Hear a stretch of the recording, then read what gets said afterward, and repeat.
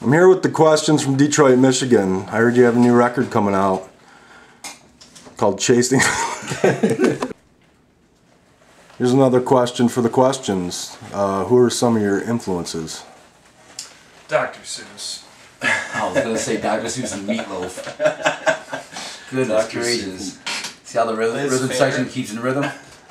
Bad Out of Hell. Richard Marx and Phil Collins mainly. Meeting over a Zima on a Sunday afternoon. Melissa Etheridge, the hard edge that she brings, you know, I mean... With her last name. Yeah. Yeah.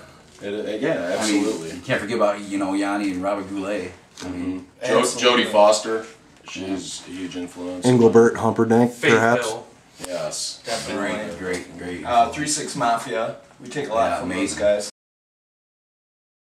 It's like their deep, you know, thought-evoking scripture almost. Is what really fuels us, I think. Of course, Christopher Walken. Christopher Walken, huge influence. Absolutely. Huge. Amazing. Huge. Yes, we'd like to take this opportunity to thank Marvin for financially backing the questions. All the love and support throughout the years. Marvin, he's a good guy. I would have swore it was Leon Russell. You can catch him at the Magic Bag next week, man. He plays there every 3 weeks on the dime. Go have a pizza with him at Como's. I gotta throw a shout out to Arnold Schwarzenegger for getting us on the chopper and out of harm's way at one time. He just swooped out of nowhere and just gave the classic. Everybody get to the chopper! Yeah, we wouldn't be really where came we're at through in a without, tight pinch. without Arnold. Arnold's man. Huh. Opening for the Rolling Stones, man, it was a dream come true.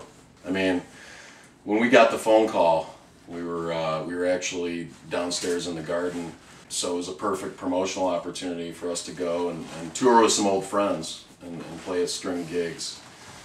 Yeah, the first time we played with them, you know, we had no idea they were going to become who they are now, these legend rock stars, you know. I mean, at first it was just some of those back clubs back in London, and they were just starting out, and... you know, it was playing that skiffle music.